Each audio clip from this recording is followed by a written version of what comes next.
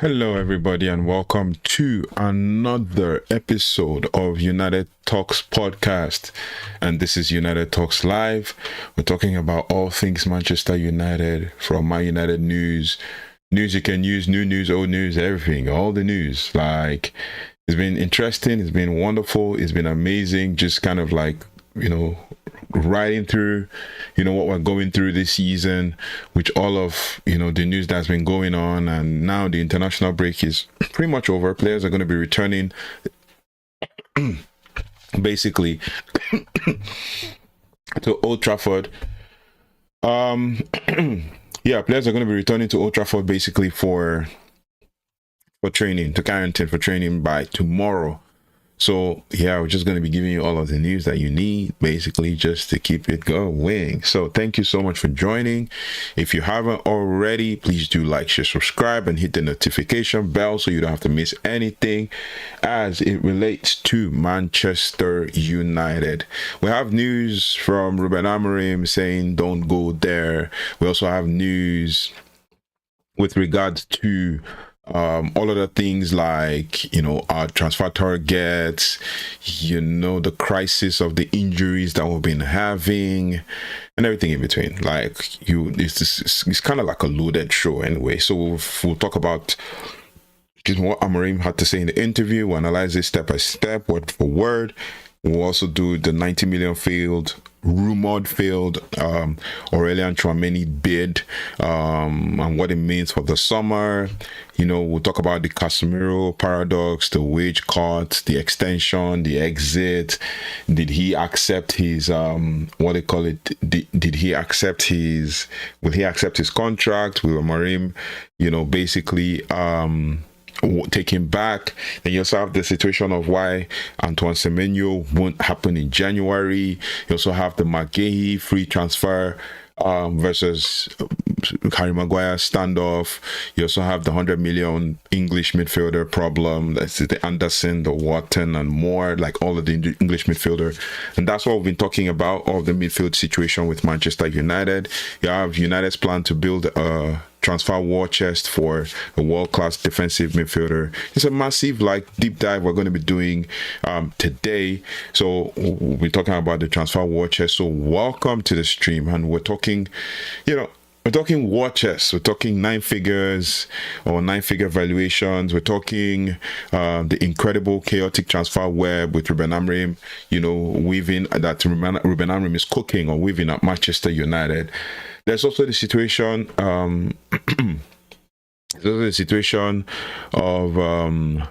the club, being stuck in a classic dilemma. I mean, there's a desperate need for a world-class midfielder, but also are being priced out of moves, forcing the club to attempt audacious bids and juggle the future of high-earning veterans. So we have a massive update on Aurélien Tchouaméni saga, as per Fichajes, and you know what I think about Fichajes and what he drops, right? We also confirmed there's an ambitious field move that tells you everything about United's intent. We also are breaking down the very real possibility of a summer free agent coup that hinges entirely on the departure of one of the club's biggest names, or not, basically. And most surprisingly, we'll look at the remarkable Casemiro U-turn as of the last couple of days that has seen Rúben Amorim go from subtly benching the Brazilian to actively fighting to keep him at Old Trafford, even as the club tries to slash his mega wages. We talked about this for the last couple of days, so welcome if you're just joining in. Don't forget to like, share, subscribe, and hit the notification bell so you don't have to miss anything as it relates to Manchester United. So this is the state of Manchester United, and where every single move is a high stakes poker game. So let's dive right in. Let's just dive right in. So we'll start with the midfield blockbuster, the failed 90 million move. We'll start with the most aggressive move of the current transfer cycle rather. Manchester United has reportedly failed with an opening 90 million euros bid for Real Madrid's midfield mainstay Aurélien Tchouaméni. Now, the bid, which comprised of a 70 million euro in fixed fees and 20 million in add-ons was immediately rejected by Real Madrid, according to reports. Florentino Perez didn't even consider entering into negotiations, underscoring just how highly that Tchouaméni is being valued at the Bernabeu. It's a big deal, but it's feature haste that is dropping it. So just make of it what you will. It's making the rounds, and I just saw it. I'm like, yeah, let's talk about it. Now, United's urgency here is driven by, the systemic need for a top-tier midfielder, basically, for a top-tier defensive midfielder, a position where United have considerable doubts, behind Bruno Fernandes and Casemiro, and the realization that they are being priced out of other primary targets, especially with Adam Wharton and Carlos Baleba and Elliot Anderson. We talked about Elliot Anderson. We even had a rumor. We even had a rumor situation where we had to, they had to say that Man United has submitted a bid for, I think it was for Elliot Anderson? No, for Adam Wharton. We talked about it yesterday. So let's remember basically the context, right? Elliot Anderson, Nottingham Forest, and Adam Wharton, Crystal Palace are both being valued at around £100 million. So it's a huge deal.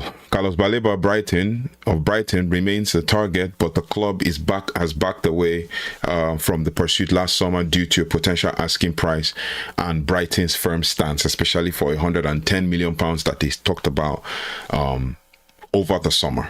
Right now, this means that Tchouaméni, despite being incredibly difficult to sign, is the only truly world-class deep-lying playmaker on the list who is not an English player with an inflated domestic price tag or an aging veteran. Now, he's 25 years of age, and United's management is essentially throwing down the gauntlet to Real Madrid, signaling that they are ready to spend huge to solve the midfield crisis. However, Real Madrid's firm rejection of around 90 million euros means that United would likely need to make a big offer to even open the door for summer negotiations. My take on this Tchouaméni deal: I really like Tchouaméni.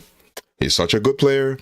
He's such an interesting player to watch. He has barely had a lot of injuries. He has not even had a lot of injuries this period. Over the last 18 months or so, he's been playing really well, even playing as a defensive midfielder and a defensive deep line playmaker, as well as a defender, center back, so you can fill in multiple positions, at least 3 or 4 positions in the field. But United is a whole nother beast. United is a whole nother beast when it comes to anything football and transfers. The moment we sign this guy for around 80 to 90 million euros, everybody's gonna get on his back. Everybody's not like, even the media are not gonna give him a place to basically rest. He's not even gonna settle in. He's just going to be expected to come in, plug and play. So 90 million is a stretch. In as much as I love Aurélien Tchouaméni, I want to be realistic in my confirmation or my approach to things like these, especially with this player, because Aurélien Tchouaméni, no doubt he will come, he will cook, but would they let him cook? That's my question. My question would now be, will they let him cook? If they don't let him cook, then there is going to be a problem. So let us, like I always say, try as much as possible to cut him some slack. If Man United don't sign it or sign the player, that's fine. Right, that's fine. If we don't sign the player, that is fine. But us trying to make it hard, or trying to be excited about this kind of player, nah. For me, I don't think we should be excited about this player. I think we should just, bide our time, look for the right profile of players, go for them, and deal with the rest later. But to go for Aurélien Tchouaméni now, 90 million euros or 100 million euros or whatever the case, that is a stretch, a long stretch. So let me know your thoughts and feelings in the comment section. It confirms that Man United are trying to do the work, trying to get the right profile of player to bring to the club and to help us take us to the next level and all of that. So it's pretty interesting. It's pretty fun to see. and all of that. But we're going to talk about other things. We're going to talk about what Rúben Amorim had to say in a press conference, not in a press conference, in an interview. I saw that on Stan Sport, whatever the case. So yeah, we're going to talk about it and all of that. Just kind of an excerpt from that. There's also the situation of the Casemiro paradox. You know, cut wages or even extend his stay it's a question, right? But before that, let me know your thoughts and feelings about Aurélien Tchouaméni. I mean, I would have loved for us to get him, but Manchester United is a whole nother beast, and it will be difficult for him to thrive just the way they did for Pogba, because all I'll be hearing is, oh, he's won how many Champions Leagues? 3, 4 Champions League, 5 Champions Leagues, or he's won so and so number of Champions League, he's a proven winner, this, and if he cannot handle the pressure, it is going to be peak for him. Absolutely going to be peak for him. So we move on to another thing with regards to Antoine Semenyo. We've been talking about him for like the last 3-4 days. I mean, a lot of people, you know, suggesting that Antoine Semenyo could fit in as left wing. Could fit in as a left wing back. Or left wing back or right wing back. But for me, I feel like nope. Antoine Semenyo is an can play as an inside forward, just as other players that we have been linked with, including Karim Adeyemi, including like all these attacking players that we've been linked with. But Antoine Semenyo, there's a setback. And this is what we found online. We can always analyze it or make of it what we will. I can't remember the source where I got this from, but there is a setback. Adding to United's general frustration is the news that a move for informed Bournemouth forward Antoine Semenyo is considered unlikely this winter window. That's the fact. With Semenyo, while Semenyo has a tempting £65 million release clause, and Amorim has, you know, previously shown his admiration, even meeting the player for dinner last season to evaluate his character, the move is more realistically planned for the summer.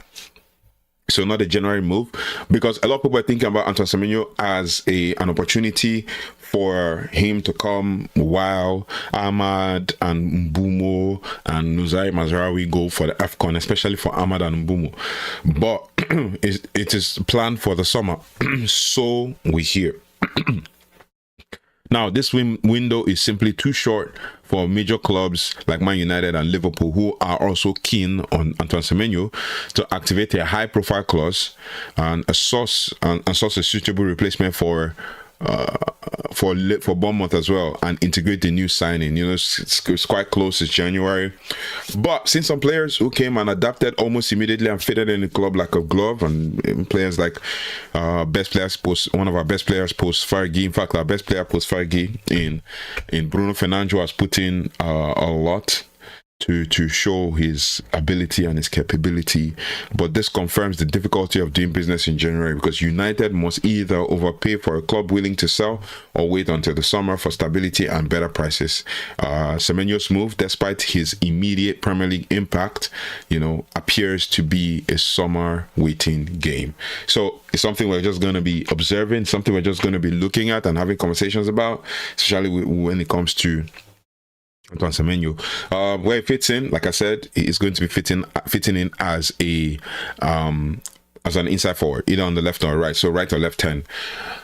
But also you have to think about it from perspective of whether we need him or not. And bringing in Semenyo, does that mean that we're going to be using Cunha as a striker and then playing Semenyo and Mbeumo or something? Like, what happens when what happens in that situation? Who sits on the bench? Who's gonna go? Obviously, he's not a central midfielder, so you can't say, okay, he's gonna, because Bruno is gonna go, so Semenyo is gonna come in. Because definitely, if things don't pan out the way we expect them to pan out, Bruno might have to leave.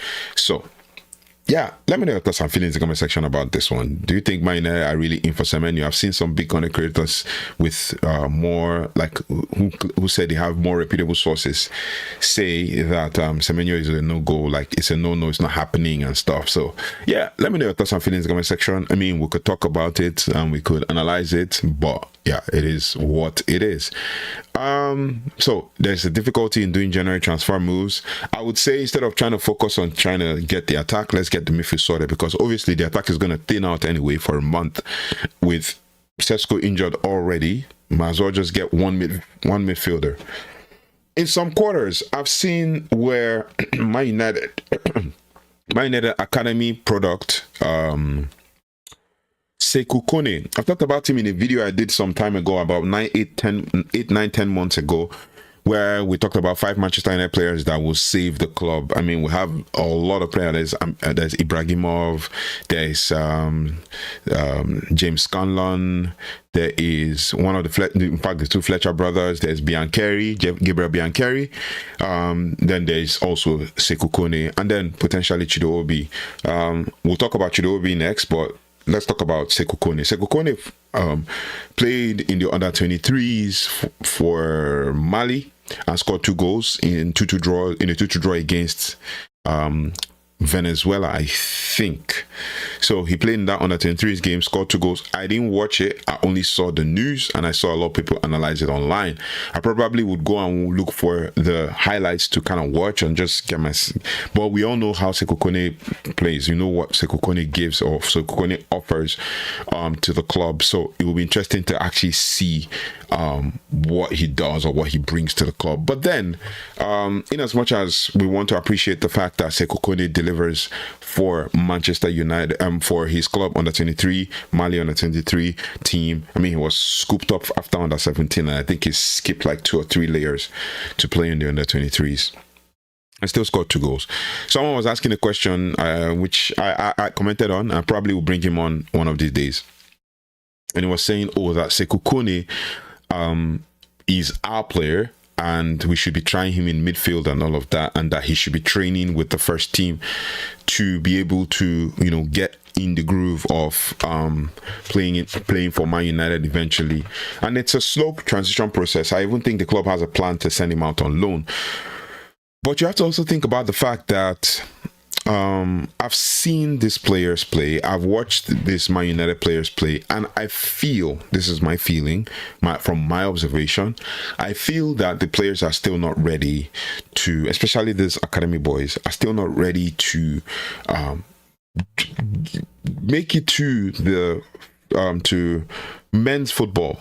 That's what I feel. I feel like these guys are not ready to make it to men's football, and then to come and to play men's football, I think they're not ready. Maybe they'll go on loan 1 or 2 times, or 1 time basically, to the championship where they play men's football consistently. Then you've seen this our new striker Enzo Canabig playing at Louisiana Sport, playing men's football, scoring goals. You've seen Harry Amas playing men's football, scoring goals and stuff. So it will be interesting to see. I mean, I'll do another video about my academy players that need to leave to be able to. I think I've started the process of researching that academy players that need to leave on loan to get men's football to actually develop or continue their development, as well as if these players leave, we need replenishment. We need to bring up players from the under 16s, basically. Apparently, the likes of like Wayne Rooney's son and all of that. Kai Rooney.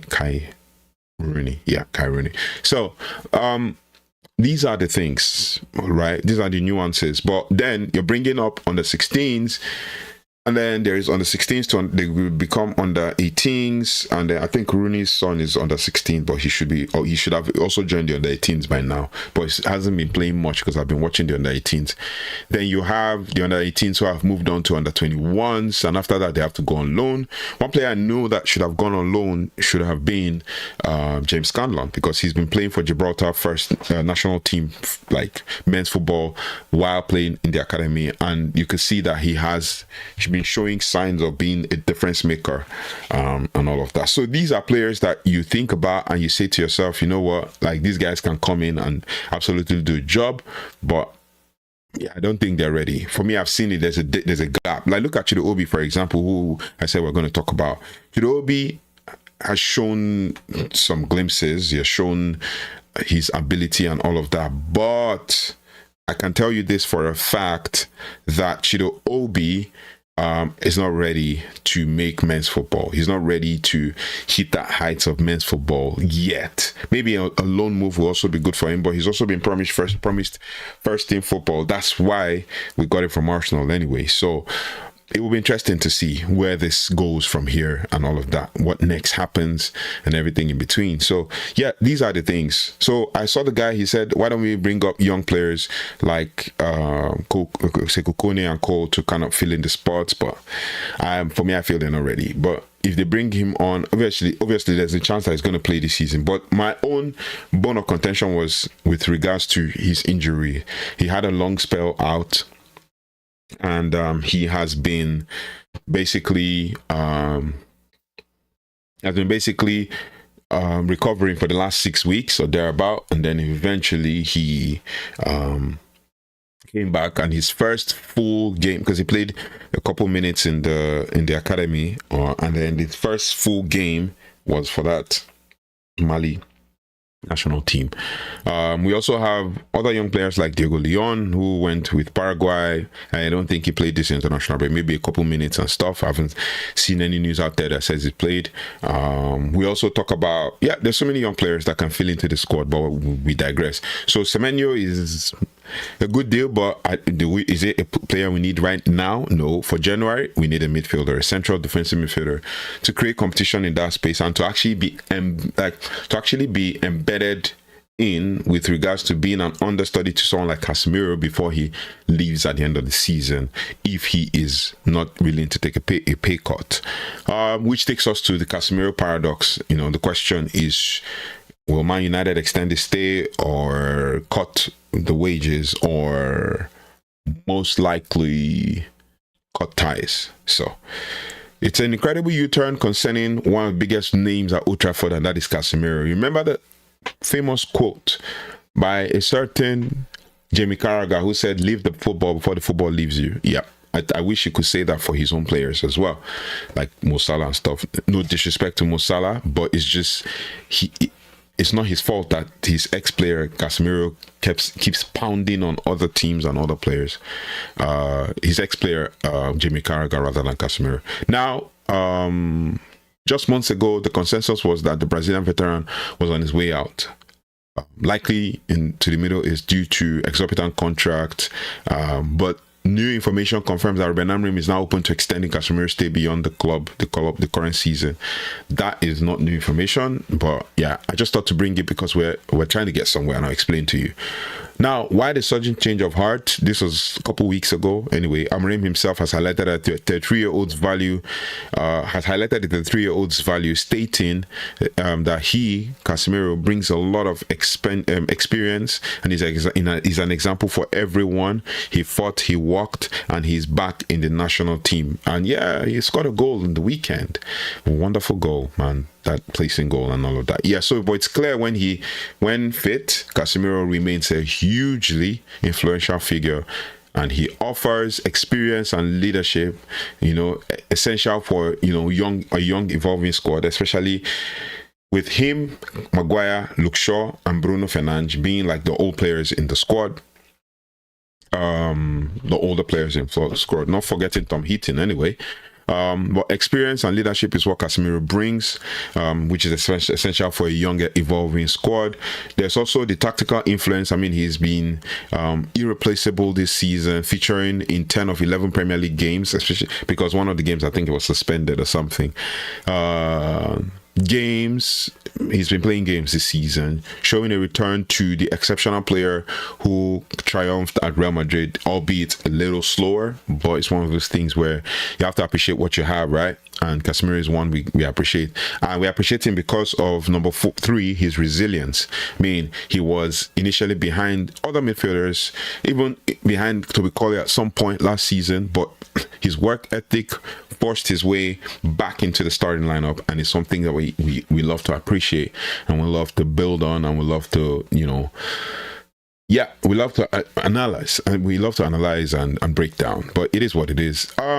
Also, the key sticking point remains the money, and that is the point here. That's why I'm going this way, because I saw this news. We already know, we talked about it yesterday, that Casemiro would We heard that Casemiro will potentially not take a pay cut, but United officials have suggested that any extension would require a reduction in wages. Right? Casemiro is one of the club's highest earners, and trimming the salary is seen as, vital to funding blockbuster midfield signings and that the club want. The very player who is supposed to replace him, especially. So, take a pay cut. Well, I don't think any Man United fan will be against that. But also, if he can extend his contract, I mean, might as well just make do with that and move on. Can he be replaced? Yes, he can be replaced, but we need to replace him. And I keep saying this. We need to replace him this January at the latest, so that the person takes at least 6 months to bed in before, Casemiro is let go, so that there is like a transfer, there is a mentoring, there is a shadowing and all of that, whatever you want to call it. So we need to sign the player to replace Casemiro right this minute, right now. This creates a fascinating paradox. First, Amorim wants the player for his on-field value and leadership, while the club hierarchy wants him to either accept a significant pay cut or leave to free up the wage bill for the new Tchouaméni level kind of player or kind of signing.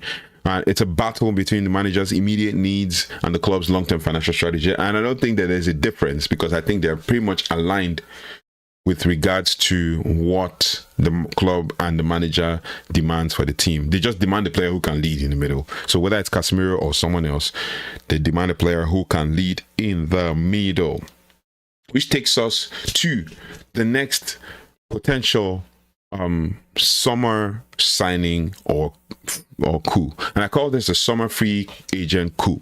Marc Guéhi versus, Harry Maguire. Not typically, based on the fact that we actually even need, when you look at the grand scheme of things, we need one more central defender. Maybe if Maguire leaves or something, but we need one more central defender. Considering the fact that we're aiming for Europe this year and there's going to be loads of games next year. So the need to free up the funds for the midfield chase leads us, to the heart of the defensive planning for next summer. Now, the potential arrival, the potential. I saw this news and I was like, okay, the potential arrival of Marc Guéhi on a free transfer and subsequent fate of Harry Maguire. That's what we're going to talk about now. I didn't believe we were going to talk about this. We've been in for Guéhi for a while, but then it was said that he was going to go to Liverpool and almost went to Liverpool last summer. So, Manchester United is reportedly interested in the prospect of signing Crystal Palace captain Marc Guéhi for free in the summer of 2026. The England international is refusing to extend his deal that expires on June 30, 2026. The competition is fierce. Liverpool, Real Madrid, Bayern Munich, Juventus are all keeping tabs on the 25-year-old. Marc Guéhi. I like the guy. He's a left-sided centre-back. He works well as a left-sided centre-back. He's 25. That's like, it just fits into everything that Manchester United is interested in trying to do.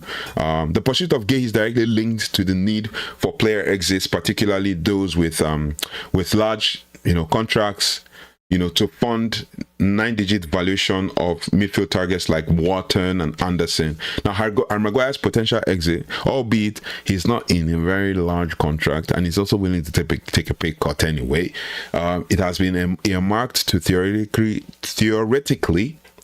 pave the way for Guéhi's arrival. What do you guys think about that one? I mean, Guéhi, I'm not opposed to that at all. He's very versatile. He has played. The amazing thing is he's played in this system, this Amorim system, and played at the back three on the left side. So he knows he's played on the left side for the surprisingly, I think he's even right-footed, but plays more on the left side, and he's played it for the most of his career. It's just a bit like, okay, no, let me not mention it. I was going to mention it, but now. Okay, it's a bit like Johnny Evans. I was going to mention someone else, but I was like, nah, not on this channel. No. But it is what it is. However, Replacing Maguire with Guéhi is anything but a straight swap. It is a fascinating tactical debate for Amorim, and I think he fits the bill. It's just that Maguire is he's the backup for. It sounds weird saying this. It's the backup for De Ligt. Because De Ligt is supposed to be a centre back, so De Ligt is a centre back, and De Ligt is Maguire's understudy, and then Maguire is De Ligt's backup. Because if De Ligt plays in the centre, you have Euro playing on the right, and then you have either Martinez or Shaw or Aiden Heaven playing on the left. So on the left side of centre back, you have Shaw, Martinez, and Heaven.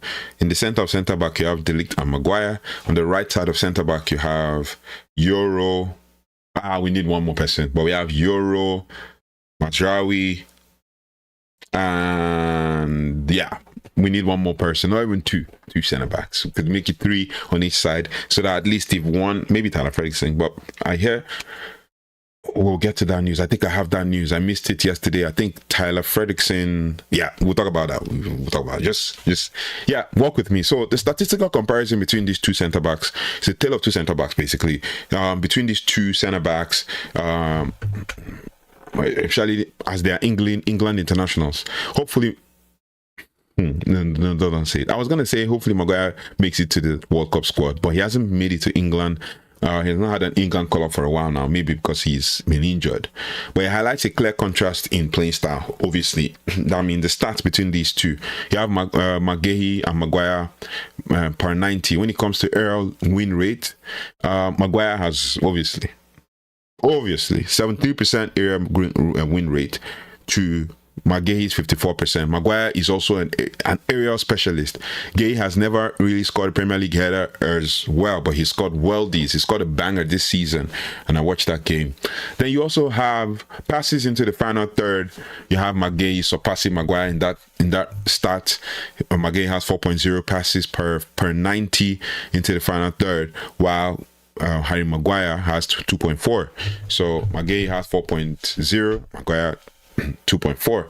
Guéhi is the superior ball playing center back, basically leading the line, leading Palace in pressing in the passing matrix. You also have progressive carries. Maguire has 0.5, Marc Guéhi has 0.8.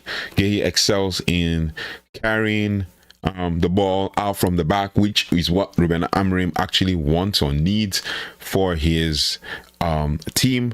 And then you also have interceptions. Maguire is doing better than Guéhi in interceptions per 90, 1.6 interceptions to Marc Guéhi's 1.0. Maguire reads the play slightly better in a deeper role. Obviously, they're both playing different roles. Guéhi plays on the left side, so he's more pressed upwards than Harry Maguire, who withdraws and drops back a little bit. Then you also have tackles. So with tackles, Marc Guéhi has 2.1, and then Harry Maguire has 1.2, and Guéhi is more aggressive in engaging opponents as well. So we could talk on and on. Maguire is a hulking physical force who uses his size to dominate the air, a quality that Amorim explicitly values, joking that Maguire, though the only guy who can score a goal with his head, De Ligt has proven that he can, but jokingly, obviously, Amorim said it. But Marc Guéhi, his game is standing 5 inches shorter. He's centered on the ground. I mean, he's the team's first person and passing outlet for Crystal Palace, a composed ball player and a proactive tackler. That's Marc Guéhi for you. Also, the fundamental question will now be for Rúben Amorim: does he value Maguire's brown and aerial dominance or Guéhi's ball playing ability and passing prowess? Who says we can't have both of them? Who says we can't have both of them? And we have Marc Guéhi playing on the right side of centre back. Yeah. Are we covered in centre back? I think we have a lot of problems. I mean, Euro just turned 20, Aiden Heaven is 17, probably 18 now. I think Aiden Heaven is 18.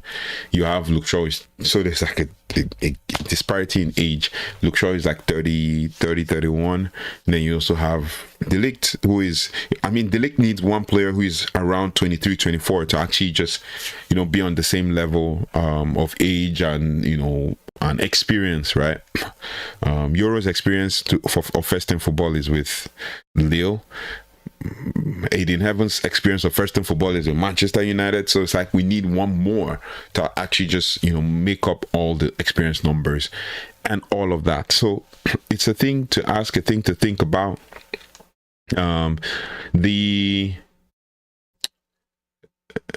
Now, with regards to Guéhi's profile, or the conundrum between getting Maguire and Guéhi, if United's ambition is to become more dominant, possession-oriented team, a transition that Amorim is trying to force, Guéhi's profile as a defensive passer makes more sense. But if he wants to maintain physical set-piece threat and share defensive power, Maguire is his man. And obviously, De Ligt will be learning a lot from Maguire, need I say. Another thing I can also talk about with regards to that is that I think, obviously, we need to improve, because there is Lisandro Martinez coming up and we don't know the state of his fitness, because I can tell you for a fact from experience that an ACL injury is not easy to come back from and to get back into full sprint or full pace or anything. And I hope this doesn't happen where he starts to struggle with hamstring injuries, because ACL reconstruction is typically taking muscle from your hamstring and reconstructing the ACL if he had an ACL reconstruction injury, surgery and all of that. So the decision on Maguire's future isn't just about, you know, basically the money. It's a litmus test of the type of football Amorim truly wants to build at Manchester United. A high intensity, high propane, you know, passing out from the back, you know, kind of football. Now, before we go on to talk about other things, let's talk about the Amorim news. Just give me one quick second, because I have it on my phone, but we're going to talk about it right about now. Let's see. Okay, so what do you guys think about everything? What do you guys think about Man United signing of players and all of that? You know, there was some news I missed for you guys from yesterday, man. I don't know if I brought it up, but it is what it is. We're going to talk about it. We're going to talk about it. So,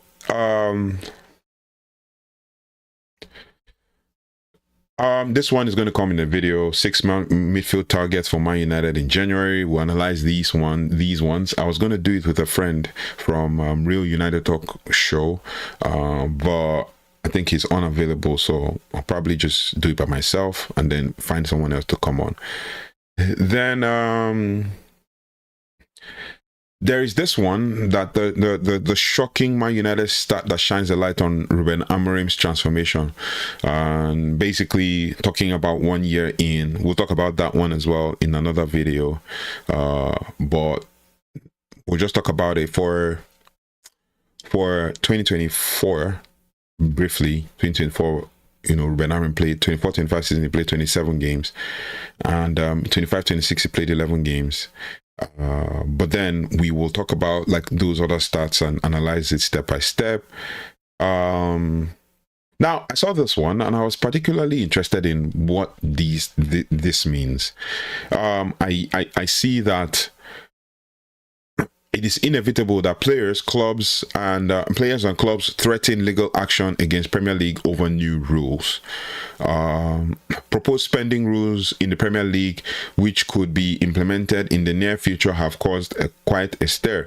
Legal action from players and clubs.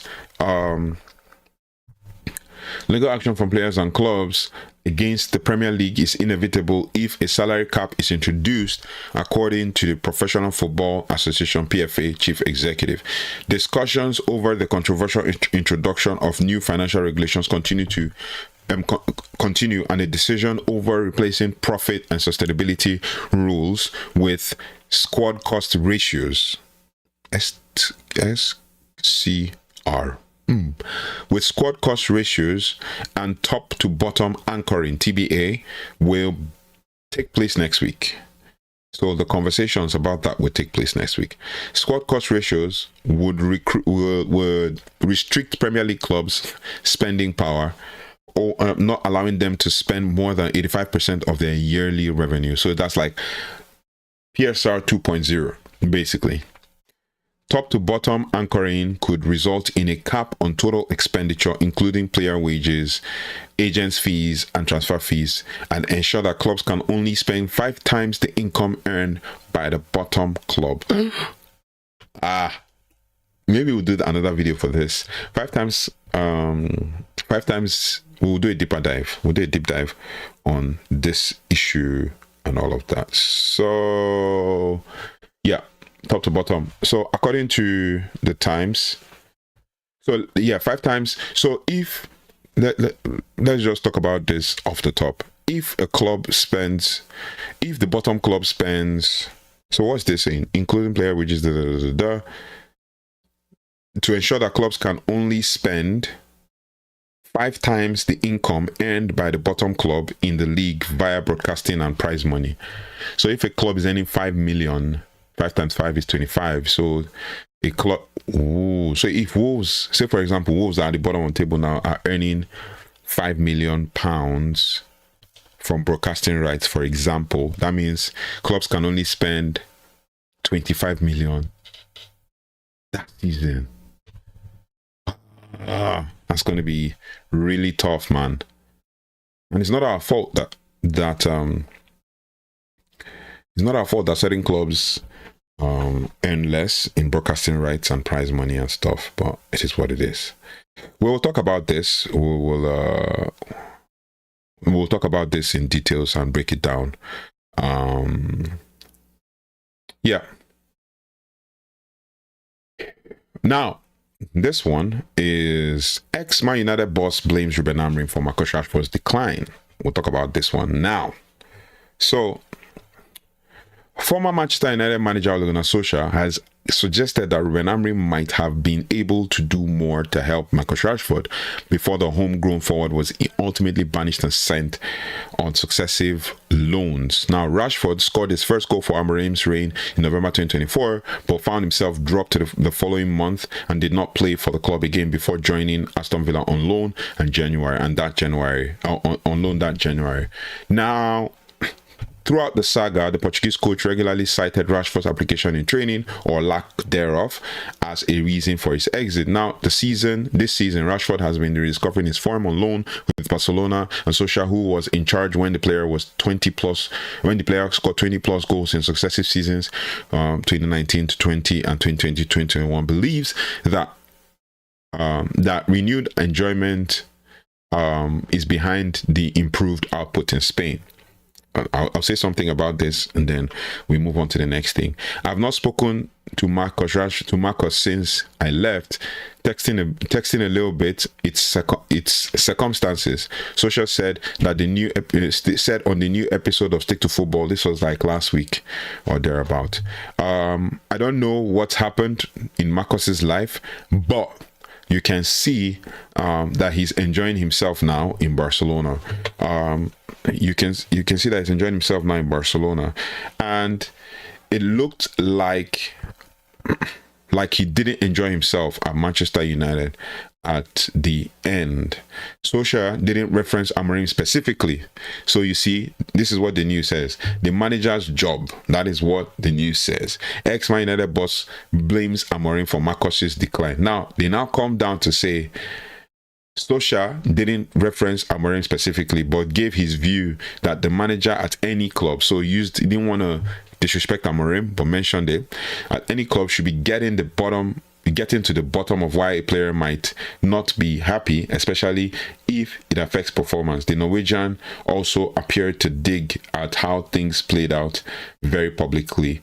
All the pressure, even every single one is different. The pressure of life, the pressure of football. We don't know what's happened to players. When you walk in the morning, you see them grumpy. He commented, that's the manager's job to speak. What's up? I can see something's wrong, and you don't talk about that in the media most of the time. We don't really know what happened. You see, anyway, let me finish reading. You don't really know what happened. You must want him to do well because he is an incredible player who, when he is in form and he is happy and when he's got energy. Now, you see how this ended. We don't really know what happened. But then you are giving your take. it bothers me. It bothers me a lot. Like, you have to think about it. Like, you don't know what happened, but then you're giving your take and you say, oh, we don't really know what happened. Amorim has said it time and again that we don't know what happened. We don't know what happens in the back end.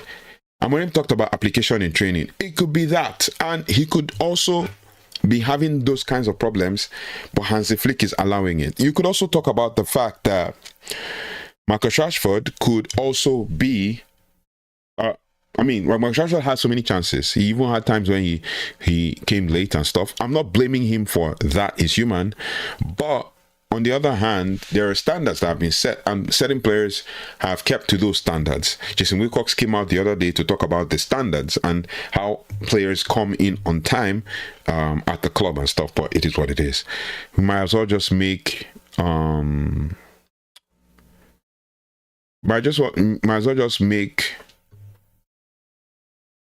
make of it what we will. That's what I was going to say. So I think there's this last one.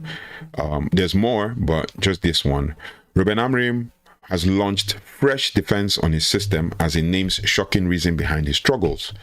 Manchester United head coach Rúben Amorim has launched a fresh defense of his tactical approach, insisting that he was never to blame for the team's struggles. This was an interview he did, I think, yesterday or something. United are currently on an unbeaten run on 5 games, stretching as far back as the start of last month when they beat Sunderland 2-0 at Old Trafford. During this period, United have earned victories against Liverpool at Anfield and won versus Brighton at Old Trafford. Now, the players finally seem to be getting grips with Rúben Amorim, Rúben Amorim's demands, and with a very favorable run of Premier League fixtures coming up. Like I said, they keep talking about favorable run. No run is favorable, especially in the Premier League. No run is favorable. But they keep calling this a favorable run of fixtures coming up next after the international break, which is over, thankfully. We're back to watching Premier League football again. That's a relief. Anyway, United have a genuine chance to climb the table quickly. Amorim spoke to Stan Sport. Yeah, that's why I saw that. I remember watching that interview.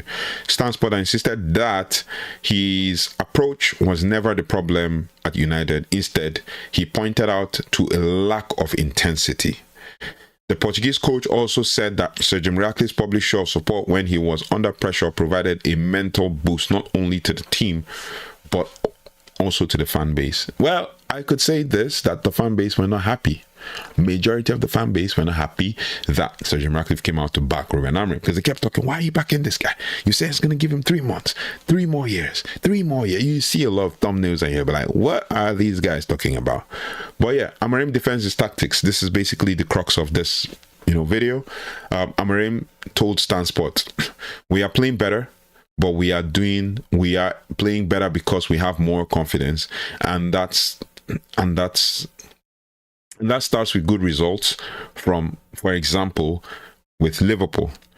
We are getting better, but I can share my feelings. When we finished the game against Tottenham and I was coming back to Carrington, I was watching the game and my feeling was frustration. That we are far from perfection. So he wanted us to apply ourselves a certain way, and it wasn't connecting, it wasn't linking and all of that. Now, we are far from being the team that can win every game.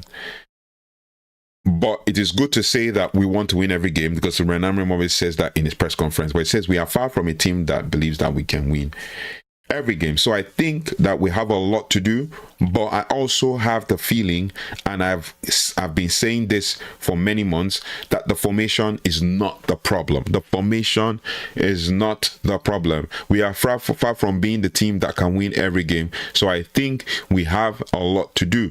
And he always keeps saying we have a lot to do, because we definitely have a lot to do, and all of that. So we have a lot to do, but I also have the feeling, and I've been saying this for months, that the formation is not the problem. If you look at the games we struggled in this season, if it was not about the formation for me, it was the lack of intensity. He said that, and even the team, the players know.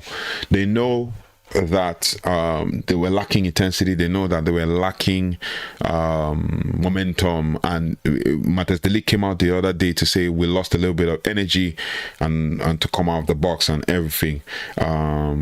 He says it was a lack of intensity, and we need to be perfect in the league to win a lot of games. So we don't need to make certain mistakes, especially the goals we considered. I remember certain games which made me to bring about like a stat that I kind of made out of thin air, where you talk about how many goals we've considered in this unbeaten run, especially in the last 2 games. In the last 2 games, we considered 4 goals. In the last 2 games, we considered 4 goals and scored 4. So plus 0 goals difference. Then in the last 3 games, barring the Liverpool one, we've considered 6 goals and we've scored 7.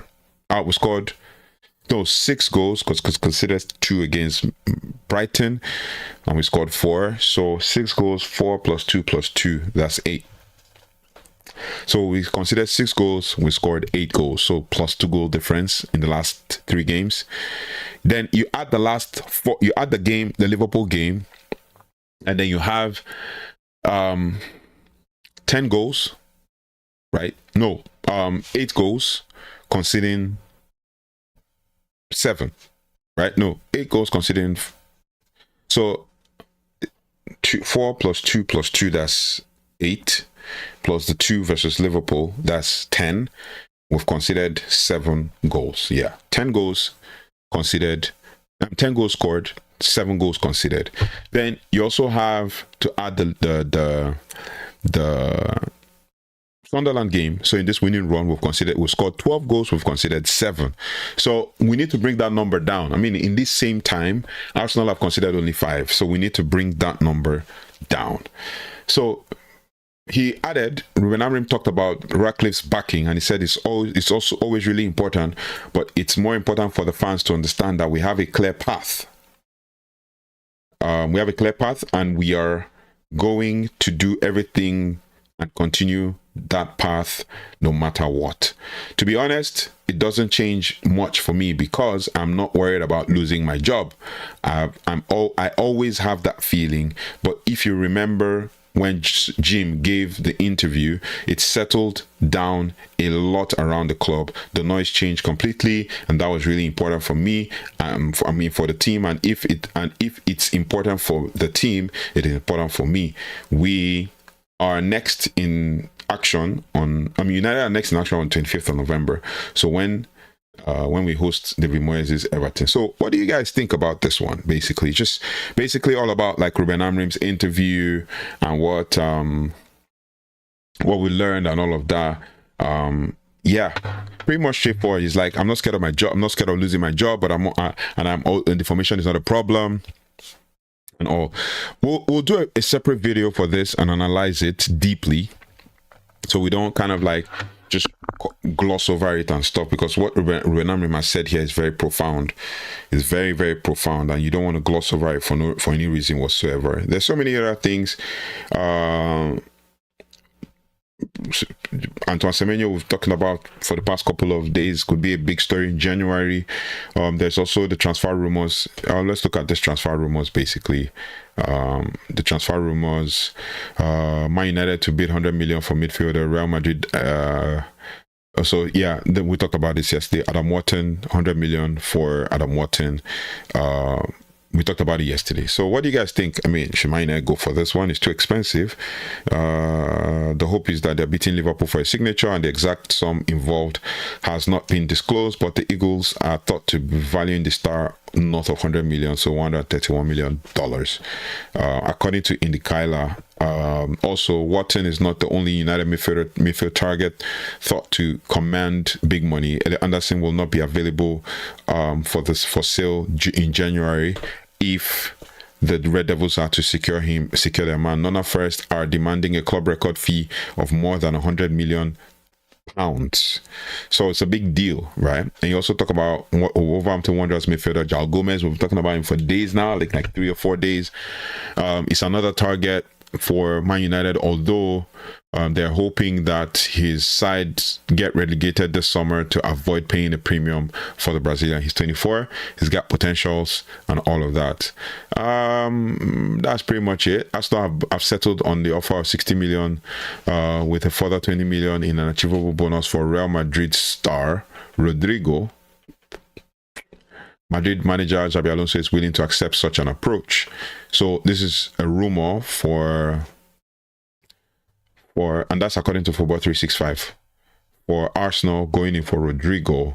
Man United have also been contacted by Conor Gallagher's agent in search of a winter move. The Atletico Madrid, the Atletico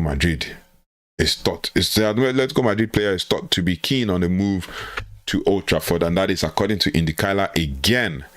So these are the news that we have. Like I said, news you can use. We just break it down, analyze and stuff. Yeah, so that's pretty much everything with regards to that. That's pretty much everything with regards to that. So if there's any other news, we'll break it down, analyze it before the end of the stream. But so far, thank you so much for joining. Thank you so much if you have watched this far. Then you're a superstar. You're a superstar. You're a legend. So thank you. Now let's quickly touch on we're gonna reflect on this Amorim's first year in charge. We're gonna talk about like all of the things that he said and break it down and stuff. United fans are reacting to it, but for me, I don't feel nobody should worry about Rúben Amorim. I mean, like, yeah. This one came from Bruno Guimaraes. Bruno Guimaraes on Casemiro says he's a complete player. His career speaks for itself. And in one of the first interviews with the national team in 2020, when I arrived, they asked if I was inspired by anyone in the midfield, and I said his name, Casemiro. He also, this according to Global Sport, he is also an idol for everything he's done, especially at Real Madrid with 5 Champions League titles. A guy that everyone who plays in Brazil midfield talks about. Casemiro is the guy who we have to follow. So I think it's a bit of everything as a leader. Just to summarize what Guimaraes has said, he says in a global esport interview, Newcastle midfielder Bruno Guimaraes praised Man United's Casemiro as a complete player and idol for Brazilian midfielders, citing his 5 Champions League titles with Real Madrid. Guimaraes revealed something just came to my mind, but we'll talk about it. Guimaraes revealed that he selected Casemiro as his inspiration during the 2020 Brazil national team call-up, emphasizing his leadership role. The comments come as Casemiro, 33, regains form under manager Rúben Amorim at Old Trafford after injuries, while remaining vital for Brazil under Carlo Ancelotti. And Carlo Ancelotti knows him. So, yeah. Guimaraes spoke about him as an idol and what he has done, for the team, for the club, and how much he has improved and, helped, especially the Brazil national team.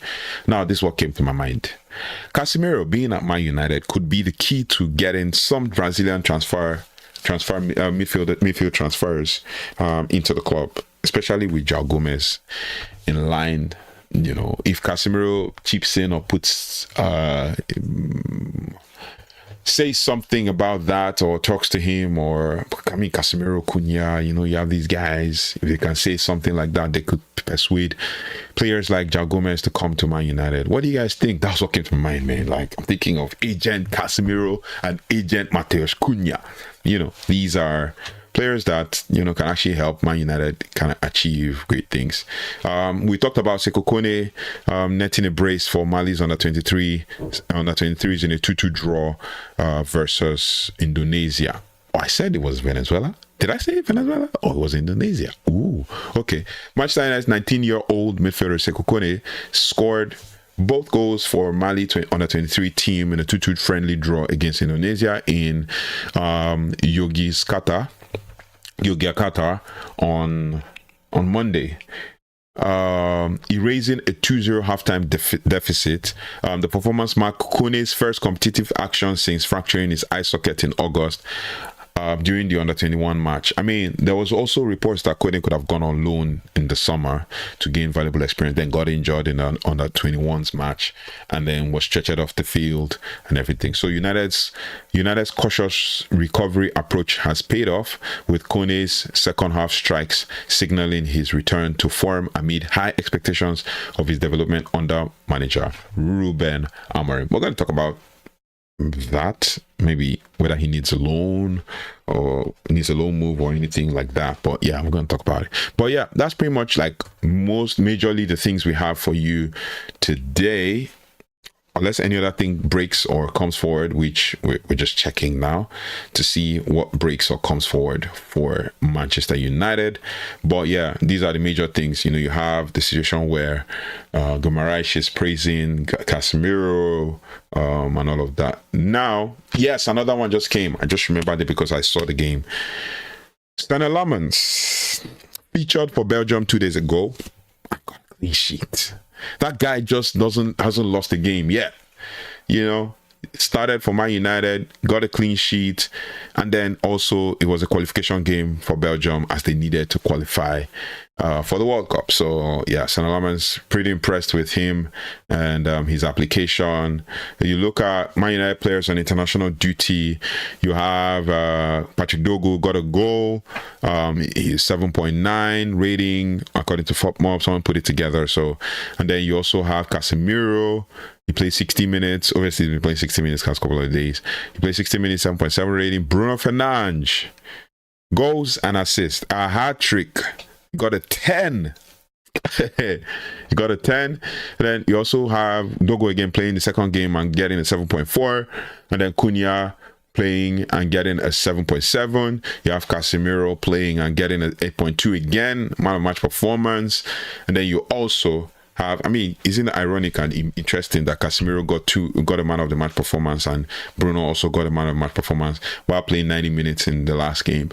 Then you also have Matthijs de Ligt in the last game as well, 7.9 rating, and they won as well. So the only player that lost, or the only team that lost, I think, is Denmark, because they were one man down with a stupid red card. But it is what it is.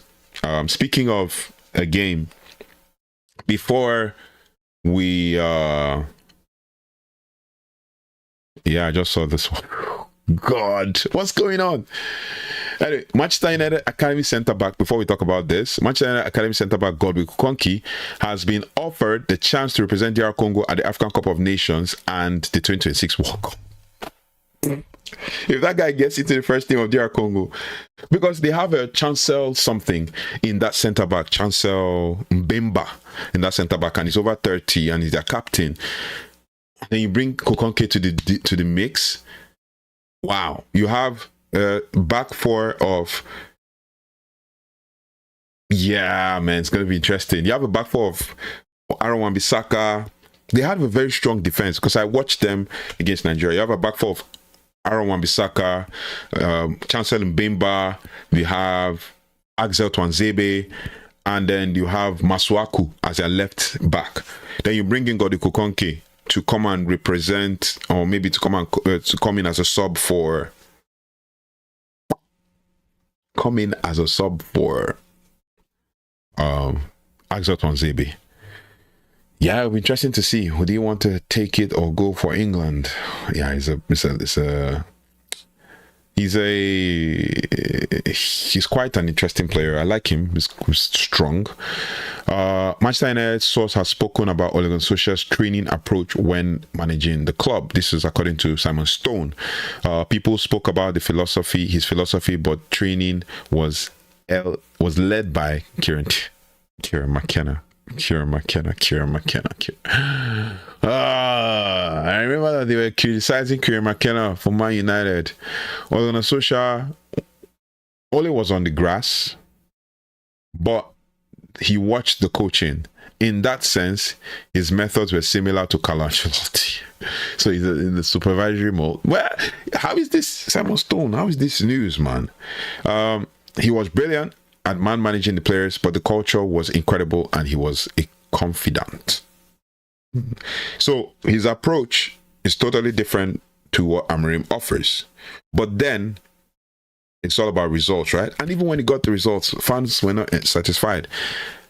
Even pundits alike, Man United ex-players were saying that he can't take Man United to the next level or to the next, can't take them over the line. He's a PE teacher and stuff. Now we're hearing stuff this by the same guys who criticize him. The players wanted to play for him, and the style of football was what everyone wanted. Why this? Why this? Why this, man? Simon Stone, this is disappointing. It's disappointing. Anyway, speaking of debuts that I talked about, basically, we'll just move on from that organizational situation. This guy looks like a beast, man. But he looks like a young boy, but a beast. National team debut to remember for St. Lamans. A clean sheet and a 7-0 win for Belgium. He is now 6 games unbeaten for club and country since his first start for Manchester United. Yeah. I watched Belgium's penultimate game, not the last one. This one, he had only one save, I think, and it was a diving save or something. So it is what it is, which is just, yeah, we just make do what we have. Now, speaking of games, Manchester United women played in the UEFA Women's Champions League and they lost badly. And it's sad. They lost 5-2. Badly. Man United are struggling, especially in defense. This is 2 games back to back they've lost. They lost 3-0 to Manchester City, and then they lost 5-2 to Wolfsburg. Albeit Wolfsburg are a big team in the Champions League. Man United were unbeaten heading into the game. 3 games unbeaten. I mean, 3 games winning basically in the Champions League. But obviously it is it is interesting to see how, you know, things are found out, and Man United are struggling, especially in Champions League. Not struggling that way, because our next game is against Olympique Lyon, and most likely we're going to beat them. And then the next game after that is against Juventus. Yeah. Because we beat PSG, we beat 2 other teams, I can't remember. Marseille. I think we beat Marseille, we beat PSG. Yeah. And then we beat one team like that. And then we won't get through the qualifiers, right? And right now we're 3rd on the table in the qualifiers or qualifiers for Champions League for next season. So yeah, we'll observe and we'll let you know. Now, Fabrizio Romano has come out to say that Man United are not in negotiations with Karim Adeyemi or Borussia Dortmund. However, they are looking for winger/number 10 who is electric, skillful, talented, and fast. So, which also brings back the Karim Adeyemi conversation. And you also have, what do you guys think about Karim Adeyemi? He's pretty fast as a winger. I've seen people say he guy is a left wing back or left winger or something. For me, I don't feel he's a left winger. I feel he's a left winger, but I feel he'll be applied to. He's not a left wing back. That's what I was trying to say. But I think he'll be more suited to an inside forward. But we shall observe and we'll let you know as things pan out. Then you also have Rooney coming out in his podcast to say he picks his top 3 Premier League players so far. So far this season, he picks Antoine Semenyo as number 1. I think he's been brilliant. This is what Rooney says. I think he's brilliant for Bournemouth, carrying his form from last season, carrying on his form from last season. And then Rooney also said, I would also put Brian Mbeumo in there. I think he's been really good for Manchester United. And the third one, I'll probably go Gyökeres. Gyökeres. Oh man, I don't feel like Gyökeres is going to be making like the cut. But that's when Rooney's take. It is what it is.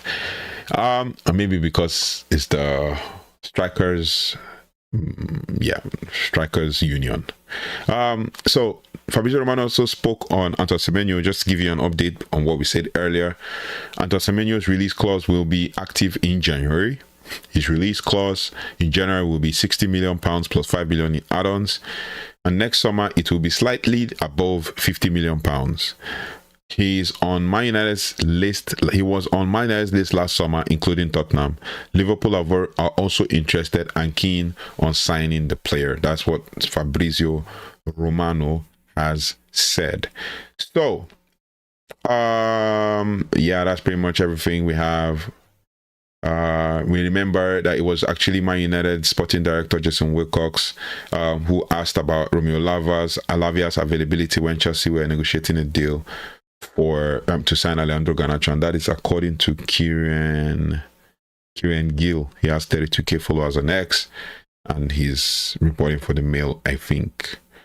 Yeah, so what do you guys think? According to Rich Fay is Richard Fay, Man United reporter, Wrexham season ticket holder, 51,000 followers on X. He says Man UFC's Sekou Kone is effectively the 5th choice midfielder. I'll come to you. 5th choice midfielder at senior level. It seems increasingly likely that he will be allowed to leave on loan in January. So yeah, I think he can go on loan. He needs that. He needs men's football. Now, ITN, thank you so much for joining. Thank you. He says, thank you, bro. I appreciated the work always. Yeah, thank you for joining. You always make these live streams worth it when you come on and you like and subscribe and support and everything. It means a lot to me. So we're wrapping up now, but we're going to wrap up with this, basically. Man United don't face any Big Six side in the next 10 Premier League games, which is hard. I'm not gonna lie, it's gonna be tough and it's gonna be hard. You have Everton at home, you have Crystal Palace away, you have West Ham at home, you have Wolves away, you have Bournemouth at home, and then Aston Villa away, Newcastle at home, Wolves away, Leeds at home, Leeds away, and Burnley away. So it's gonna be tough, man. It's gonna be really tough. Of the whole team, number of teams we've played, I think we'll play Wolves twice, and the Wolves one is a return leg, the Leeds one is the first leg, the Burnley one's a return leg, the Aston Villa and Newcastle ones are first legs and stuff. So it's gonna be really tough. What do you guys think about what do you guys think about all the games that we have so far at this time when it's when international is on? Making media content is not easy, but you are gifted. Continue grinding. I see you. Thank you so much, ITN. It's hard, yeah, especially when there's international break. You have to find all the news, and for me, the work I put in is try to get what's credible. And then when I see that there's less credible stuff, what I just do is I get what is less credible, analyze it, and we analyze it live and report it like live. So thank you so much, ITN. I mean, it's hard, but it's gonna get busy, especially from tomorrow. Like, you're gonna be seeing a lot of short videos anyway after this one, but especially from tomorrow, it's gonna get really busy. We'll first start with the match preview for the game on Monday, and we'll start with we'll do another analysis for Rúben Amorim's press conference. We're also going to do another analysis for Rúben Amorim's quotes that he gave to Stan Sport, maybe today or tomorrow or something. But yeah, I'll do my best, to do the analysis. Really hard, but yeah, we touched on it, we reported on it today. But yeah, like I said, thank you so much for your support. It's hard, yeah, because you have to work on what's happening around the club. But with football back on now, you can actually talk about things and all of that. But yeah, thank you so much for your support. Really appreciate. Don't take it for granted one bit. Yeah, don't take it for granted one bit. Yeah, it is interesting. So yeah, Premier League is back now.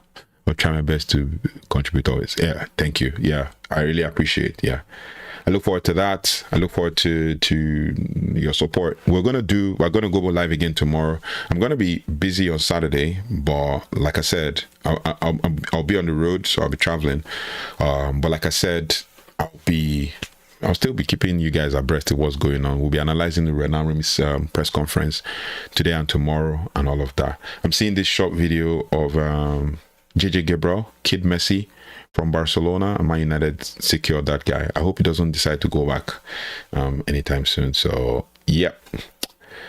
Now, oh man, Duncan Castles has posted, The Athletic has posted. So this one seems a little bit, so long as it's not one that Simon Stone was trying to stir the pot.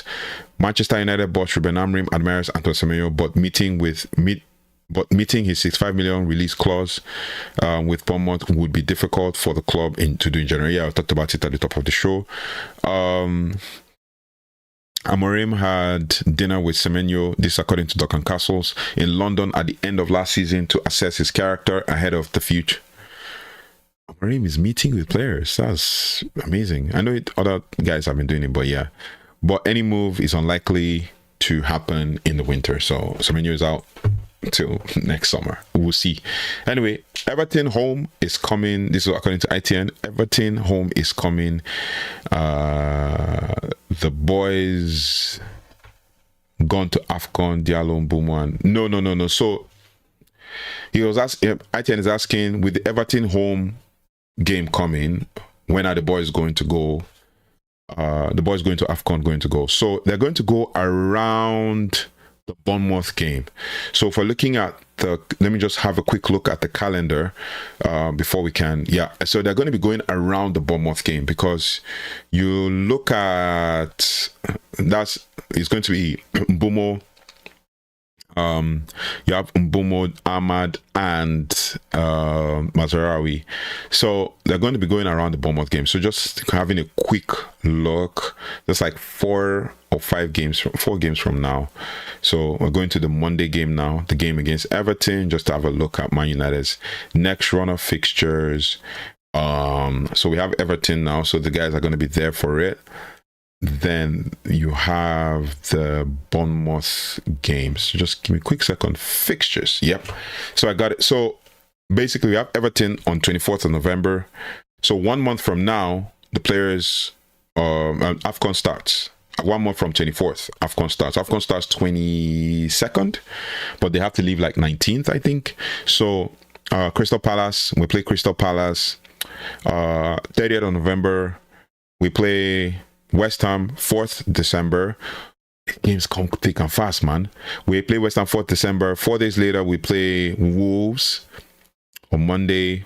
After playing West Ham on Thursday, we play Wolves on Monday. So we have Monday, Sunday, Thursday, Monday, Sunday, Friday. Wow.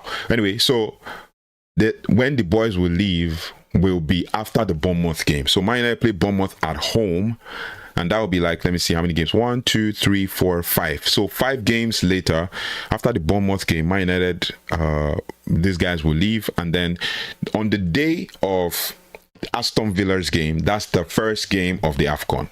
That's Sunday, 21st of December. So it's going to be pretty interesting. We play Aston Villa, we play Newcastle, 2 games that we shouldn't be taking lightly, you know. Boy, it'll be interesting. It'll be interesting. And around that time, I think Benjamin Sesko will be back. Yeah, next 4 games, we're getting 7 points in 4 times 3 is 12. We need 12 points, not 7. ITN. We need 12 points, but it is what it is. Anyway, thank you so much for joining. Thanks so much for liking, sharing, and subscribing. If you haven't already, please do like, share, subscribe, and hit the notification bell so you don't have to miss anything as it relates to Manchester United.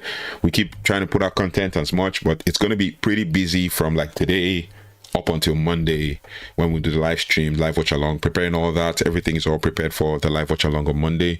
We're going to enjoy this Monday's live watch along together. So thank you so much for joining. Thank you so much for liking, sharing, and subscribing. If you haven't already, please do like, share, subscribe, and hit the notification bell. Thank you ITN for joining the chat. Please don't forget to comment as well when you watch this video. I'll see you on the next one. For those on Facebook also, I really appreciate you guys. You guys are doing amazing work there, building a community. We have a Facebook community right now. Thank you so much, ITN. Much love, man. I really appreciate it. So I'll see you all on the next one. Take care. I mean, there's so much we can talk about. There's lots of news, but yeah, it is what it is. Thank you. Take care. Goodbye, and God bless.